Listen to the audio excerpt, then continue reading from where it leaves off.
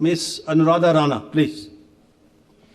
माननीय अध्यक्ष महोदय, 18 अगस्त को हमें एक दुखद जानकारी मिली कि हमारे लाहौल स्पीति से संबंध रखने वाले किशोरी गांव से वीर सपूत श्री अरुण कुमार जी जो है सियाचिन के ग्लेशियर में शहीद हुए थे। श्री अरुण कुमार जी मात्र 21 वर्ष के थे और लगभग 1.5 साल पहले ही अग्निवीर के तौर पे जो है लद्दाख स्काउट में भर्ती हुए थे और बेहद दुर्भाग्यपूर्ण है कि सियाचिन के ग्लेशियर में जो है उन्होंने अंतिम सांस इस भारत माता की सेवा करते हुए लगा दी। हम बस ये कहते हैं कि इससे पूर्व जो भी हमारे भारतीय सैनिकों को जो प्रावधान किए जाते थे, उनके परिवार को जो फैसिलिटीज़ या सुविधाएं जो सरकार के द्वारा दी जाती थी, अग्निपथ जो योजना 2022 में जो योजना लाई गई थी उसमें इस तरह के कोई प्रावधान नहीं है। अग्निपथ योजना में जिसमें अग्निवीर के तौर पे सैनिकों को भर्ती किया जाता है, उसमें सिर्फ 25% अग्निवीरों को जो है आगे आर्मी में आगे कंटिन्यू किया जाता है उनकी कैपेबिलिटीज़ के हिसाब से, और बाकी 75% जो अग्निवीर है उनको वापस घर लौटा दिया जाता है, कुछ एक मात्र पैसों से और कुछ एक सर्टिफिकेट के साथ। तो कहीं भी मुझे लगता है ये न्याय संगत नहीं है ऐसे अग्निवीरों के साथ। और क्योंकि इस परिवार ने अपना जवान बेटा खोया है और जो भी बॉर्डर पे इस तरह की सेवा करता है भारत माता की, तो वो चिंता करते हैं, इसीलिए इसी जज्बे से वो भारत माता की सेवा के लिए आगे बढ़ते हैं। और साथ ही साथ कहीं ना कहीं इससे पहले उनको मन में ये एहसास होता था कि उनके जाने के बाद कम से कम उनका परिवार जो सुरक्षित रहेगा, उनको उनके परिवार को जो फाइनेंशियली किसी प्रकार की दिक्कत वो सरकार के स्तर पे नहीं आएगी।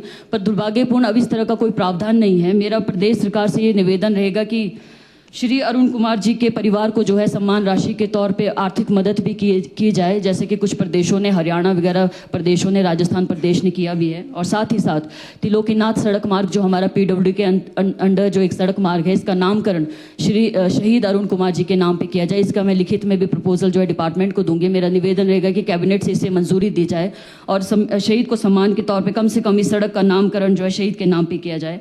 और साथ ही साथ क्योंकि अब परिवार में सिर्फ एक उनका बड़ा भाई और माता पिता जो एक गरीब परिवार से संबंध जो है अरुण कुमार जी रखते थे, उनके परिवार में जो बड़ा भाई जो उनके माता पिता और बुजुर्गों का सहारा है, उन्हें भी करुणामूलक के आधार पे जो है प्राथमिकता के आधार पे नौकरी जो है प्रदेश सरकार से प्रदान की जाए या केंद्र सरकार से भी इस मामले को उठाया जाए कि ऐसे अग्निवीर जो मात्र 1 साल में या 4 साल के भीतर जो शहीद हो जा रहे हैं उनके परिवार को किस प्रकार से सुरक्षित रखा जाए, जो कि अग्निपथ योजना में कहीं भी शामिल नहीं है। बस ये निवेदन मेरा हाउस के माध्यम से रहेगा कि ऐसे शहीदों को जो उनका सम्मान है वो दिया जाए, जो इस देश के लिए, इस भारत माता के लिए अपनी जान दे रहे हैं। बहुत बहुत धन्यवाद। माननीय उप मुख्यमंत्री महोदय wants to interview.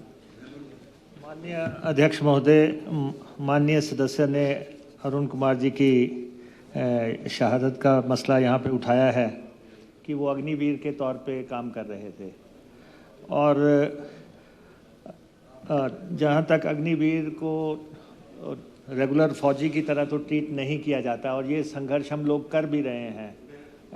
As a party भी हमारा ये स्टैंड है कि इनको पूरे फौजी की तरह कंसीडर किया जाए। लेकिन केंद्र सरकार ने कुछ अनाउंसमेंट्स की हैं कि अग्निवीर के लिए क्या क्या किया जा सकता है, वो अभी मेरे पास अवेलेबल नहीं है। लेकिन इन्होंने ये जो कहा है कि वहाँ एक सड़क का नाम या किसी इंस्टीट्यूट का नाम उनके नाम से नामकरण किया जाए, तो ये this is suggestion for action और सरकार इस पे कदम उठाएगी। तो इम्पोर्टेंट तो बोल तो दिया उन्होंने कि सूचना एकत्रित करने के बाद आपको सबको दे दी जाएगी। अच्छा चलिए, माननीय विक्रम ठाकुर जी आप। इसमें क्या पूछना है? सूचनाएं एकत्रित की जा रही हैं। प्रश्न कोई ऐसा इतना नहीं है कि ये कह रहे हैं जी बोर्ड निगम, एक बोर्ड में, एक कारपोरेशन में किसी एक व्यक्ति को विस्तार मिला होगा, सारी दुनिया को तो विस्तार सर मिला नहीं है। लेकिन सूचना एकत्रित नहीं की जा रही है, सूचना छुपाई जा रही है।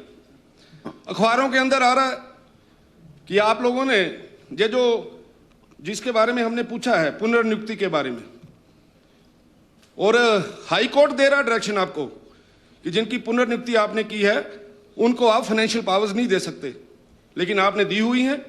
और आपकी तो हालत ये है कि आपको हाई कोर्ट ने ऐसा बोला है तो सुप्रीम कोर्ट में जाने का पहले मन बनाया हुआ था, अब गए नहीं आप लोग, अब आपने उस एक्शन को छुट्टी कर दी है उसकी। इसी प्रकार से मेन केसेस हैं, उन्हीं को डिस्कस करना है।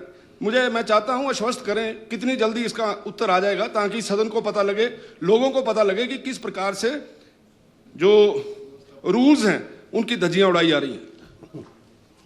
माननीय उप मुख्यमंत्री महोदय, कुछ आउट ऑफ कॉन्टेक्स्ट भी है। माननीय अध्यक्ष महोदय, माननीय सदस्य वरिष्ठ सदस्य हैं, पूर्व में मंत्री रहे हैं और इनको पता है सूचना एकत्रित कब लिखा जाता है, तो मुझे ज़्यादा डिटेल इनको बताने की ज़रूरत नहीं है। Thank you. Question 2963, next question हो गया, कब एग्जॉस्टिवली है रिप्लाई। 2963, माननीय सदस्य दिलीप ठाकुर। 2963। क्वेश्चन संख्या 2963। माननीय डिप्टी चीफ मिनिस्टर महोदय। 2963 सूचना सभा पटल पे रख दी गई। माननीय दिलीप ठाकुर जी।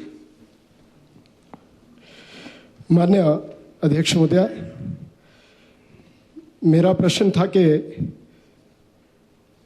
जो संस्थान लगभग 2.5 साल में आपने हर विधानसभा क्षेत्रवार खोले हैं, उनकी मैंने सूची मांगी थी।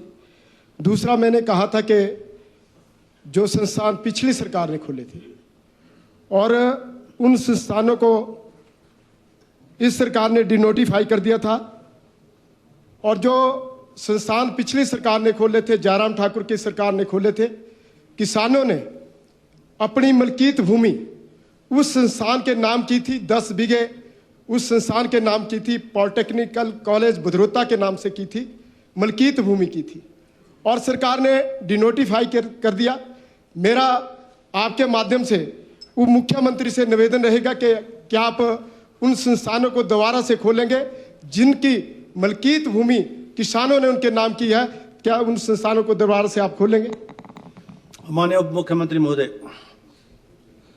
Detailed information. अध्यक्ष महोदय, एक तो इन्होंने पिछले साल से पूछा है, इन्होंने ये नहीं पूछा कि जब से सरकार आई है, इन्होंने पिछले साल से पूछा है, तो हमने पिछले साल से सूचना दे दी कि 126 नए संस्थान खोले गए हैं, नोटिफाई किए गए हैं। और अध्यक्ष महोदय, एक डिसीजन था कि जब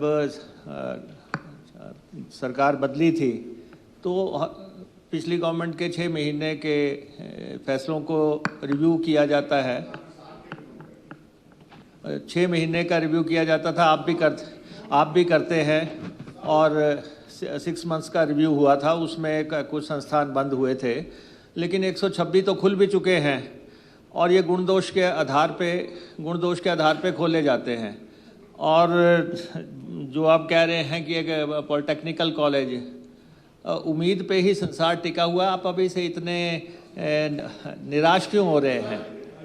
क्या आप निराश क्यों हो रहे हैं? हो सकता है कि आपका दबाव किसी इसमें इतना काम आए कि ये संस्थान खोलना पड़े, तो फिर जो ज़मीन लोगों ने दी है अगर वो वापस कर दी, फिर कहाँ से लाएंगे ज़मीन? तो इसलिए जो संस्थानों की ज़मीनें हैं या बिल्डिंगें बनी हुई हैं, इनको वापस करने का कोई मसला नहीं है, क्योंकि सरकारें समय पे संस्थान खोलती हैं, सोच विचार बनता है। आज हम हैं, हमारी सोच है, कल आप थे, आपकी सोच थी। तो मैं नहीं समझता कि जहाँ पे इंस्टीट्यूशंस बन गए हैं और उसकी ज़मीन वापस करने का कोई विचार किया जाना चाहिए। माननीय दिलीप ठाकुर जी। माननीय अध्यक्ष महोदय, मेरा माननीय उप मुख्यमंत्री से निवेदन है कि जिन किसानों ने 10 बीघे जमीन नाम कर दी, मेरा प्रश्न था कि वो संस्थान जल्दी से खोले जाए जिन किसानों ने जमीन दी है। दूसरा, एक बलद्वाड़ा में पिछली ही सरकार ने बलद्वाड़ा की जो पुलिस चौकी थी उसको वहाँ थाना बना दिया था, और आज भी वहाँ SHO बैठा है, काम कर रहा है। पर जो मुझे जानकारी दी है 86 नंबर पे वहाँ लिखा है कि यहाँ बलद्वाड़ा में पुलिस चौकी खोल दी गई है। मैं आपके माध्यम से जानना चाहता हूँ कि प्रशासन द्वारा जो ऐसी जानकारियाँ दी जाती हैं कि बलद्वाड़ा में पुलिस चौकी है और वहाँ आज भी लगभग 6 वर्षों से बलद्वाड़ा पुलिस चौकी नहीं, बलद्वाड़ा में पुलिस थाना है और आज भी वहाँ SHO बैठा है, आज भी वहाँ काम हो रहे हैं। पर ऐसी जो जानकारियाँ हैं जो जिसको मैं कह सकता हूँ कि आप झूठी जानकारी है, ऐसी जानकारी कृपया ना दे, लोगों को इससे गुमराह ना किया जाए, ये मैं आपके माध्यम से निवेदन करना चाहता हूँ। माननीय उप मुख्यमंत्री महोदय, बोले हटली है लिखा हुआ है। अध्यक्ष महोदय, जब इनको पता है वहाँ थाना है तो फिर मौज करें। हाँ हाँ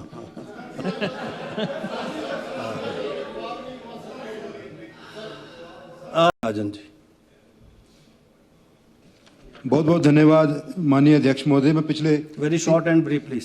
3 दिन से ट्राई कर रहा था ये विषय रखने के लिए, आपने समय दिया, बहुत बहुत धन्यवाद। समय बचा, अध्यक्ष महोदय, 4 मिनट बचे। Thank you.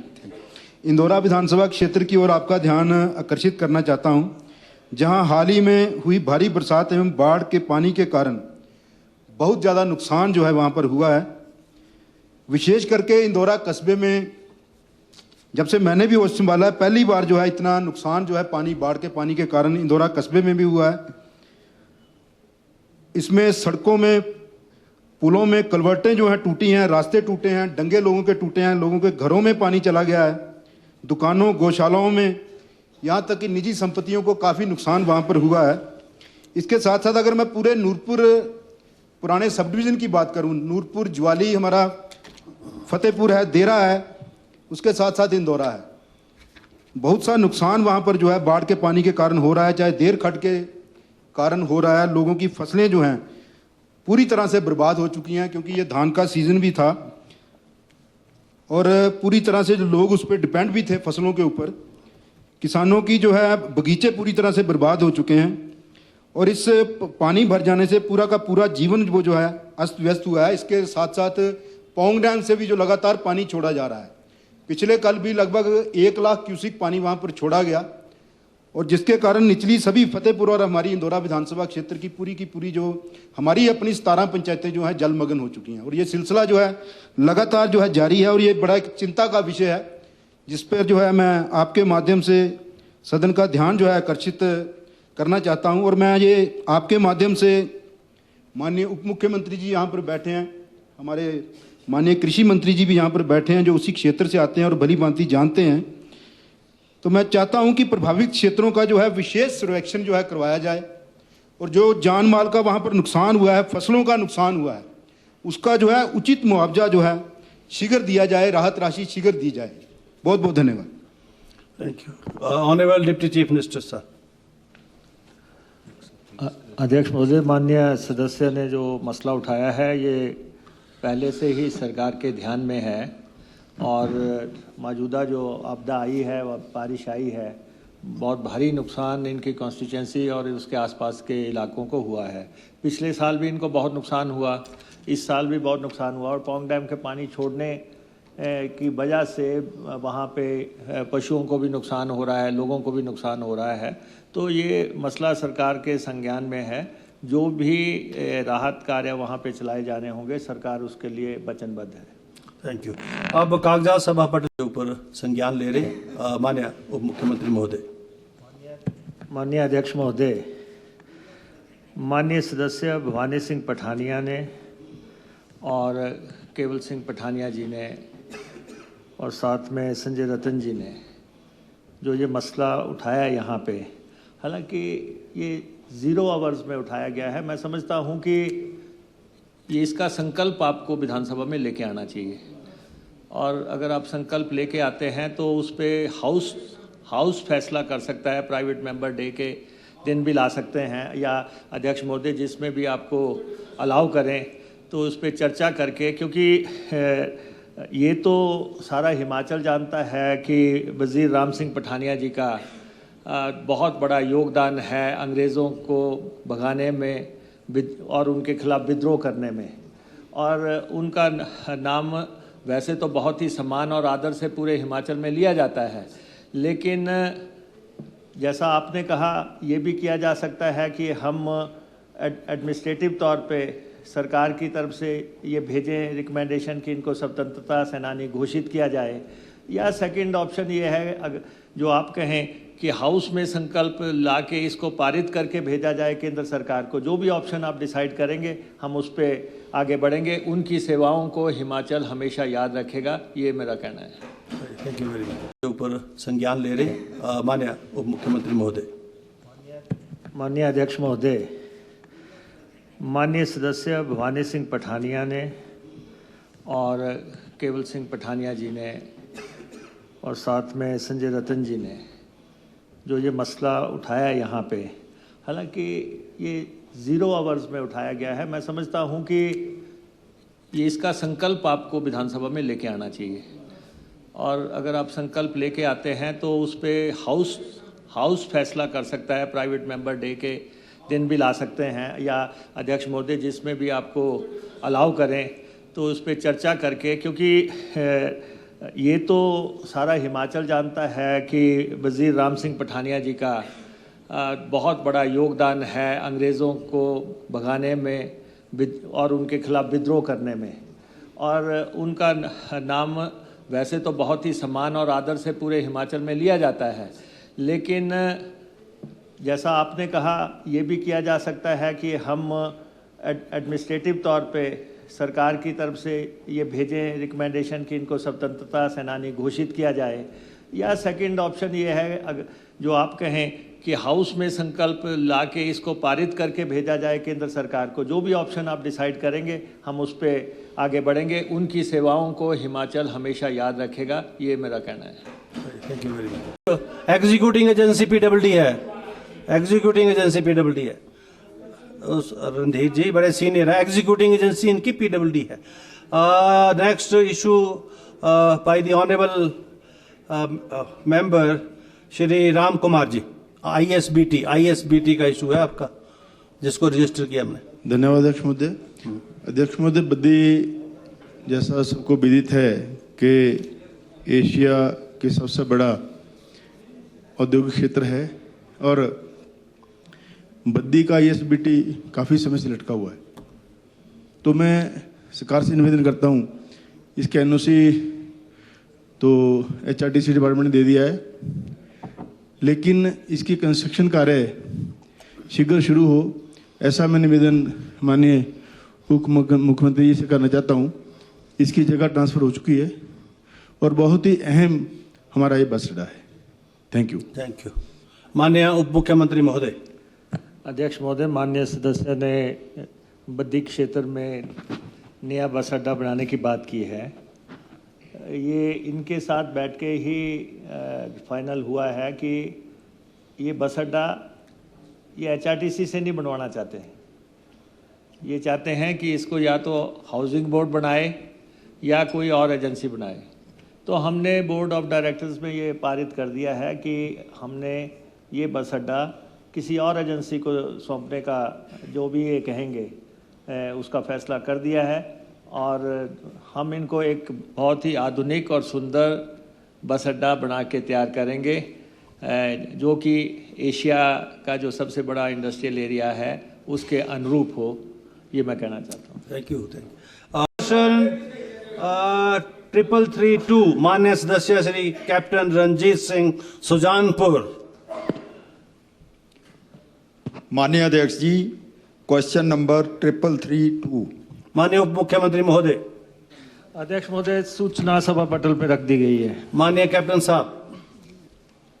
माननीय अध्यक्ष जी, इसमें जो जंगल खड का इन्होंने ब्यौरा दिया हुआ है और बैरी का, उसमें तो लग गए हैं, लेकिन इसके अलावा एक अन्य तटकर्णीय योजना मैली खड, बाड़ू खड और जोड़ पलाई और खैरी और बाजार, इनके लिए स्वीकृति हुई है राशि, लेकिन इसमें बताया गया है कि इसका काम प्रगति पर है, कार्य प्रगति पर है। इस योजना में ग्राम पंचायत बीरबगेड़ा, बैरी, जंगल और खैरी आते हैं। अत्यधिक आवश्यकता वाले क्षेत्र हैं और इसमें जान माल की बहुत ही नुकसान होता है फसलों का। तो मेरा सरकार से निवेदन है कि इस कार्य को कब तक शुरू किया जाएगा। माननीय उप मुख्यमंत्री महोदय।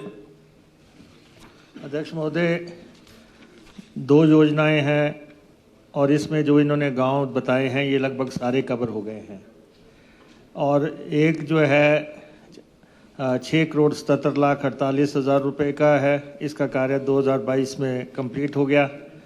एक 706 करोड़ रुपए का है और ये 16/10/2022 को स्वीकृत हुआ है, इस पे काम चल रहा है। इसके अलावा जो है अब इन्होंने कुछ नाम लिए हैं खड्डों के, ये तो मुख्यमंत्री जी के जिला से आते हैं और उनके पास ज़रा दस्तक दो ताकि उसकी भी सैंक्शन हो और हम उस पर काम शुरू करें। नेक्स्ट क्वेश्चन माननीय रंजीत सिंह राणा जी। मेरा सर इतना ही कहना है कि ये कब तक शुरू होंगे? माननीय उप मुख्यमंत्री महोदय। अध्यक्ष महोदय, जब सैंक्शन होंगे तब शुरू होंगे। पाल सिंह सत्ती, विक्रम सिंह जी, पवन कुमार काजल, रणधीर शर्मा, टैक्ट। महोदय, प्रश्न संख्या 2706। माननीय डिप्टी चीफ मिनिस्टर महोदय। अध्यक्ष महोदय, सूचना अभी भी एकत्रित की जा रही है। माननीय श्री सतपाल सिंह सत्ती जी। अध्यक्ष महोदय, अनेकों प्रश्न ऐसे हैं जो पिछले लगभग 2-2.5 वर्षों में मुझे लगता है मेरे पास ही ऐसे 10-11 प्रश्न हैं जिनकी सूचना एकत्रित की जा रही है, ऐसे उत्तर आ रहे हैं। और इसमें भी हमने यही पूछा था कि जो सरकार द्वारा कर्मचारियों को सेवा विस्तार दिया जा रहा है, जहाँ उनकी प्रतिनियुक्ति दी जा रही है, उसके क्या मापदंड है और उनको विभाग द्वारा जो निर्णय लिए गए उनकी जो सूचना है वो सभा पटल के ऊपर रखी जाए, जो भी उसका नोटिफिकेशन है। या इसी तरह से अलग अलग नौकरियां ऐसे कितने लोग हैं जिनको दी गई हैं, जिनको दोबारा से आपने प्रतिनियुक्ति पर लगाया है।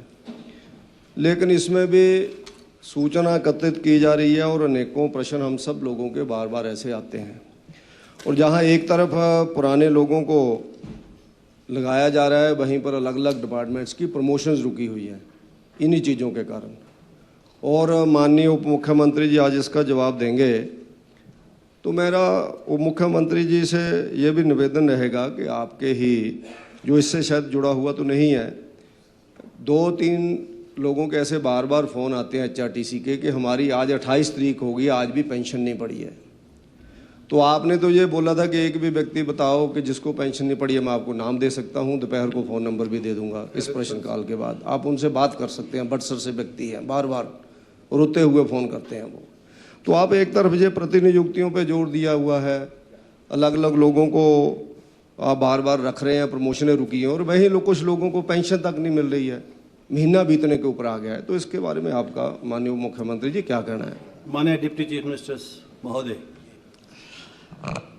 अध्यक्ष महोदय, हालांकि ये सवाल तो जो है रीएम्प्लॉयमेंट का है और रीएम्प्लॉयमेंट में माननीय सदस्य ने बहुत लंबी जानकारी मांगी है, क्योंकि इन्होंने निगमों बोर्डों को भी बीच में डाल दिया सारा, और सरकार के डिपार्टमेंट्स भी हैं, नौकरियां भी हैं, द्वारा रीएम्प्लॉयमेंट भी है।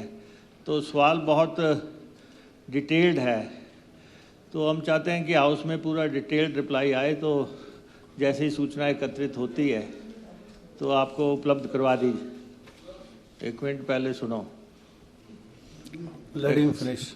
और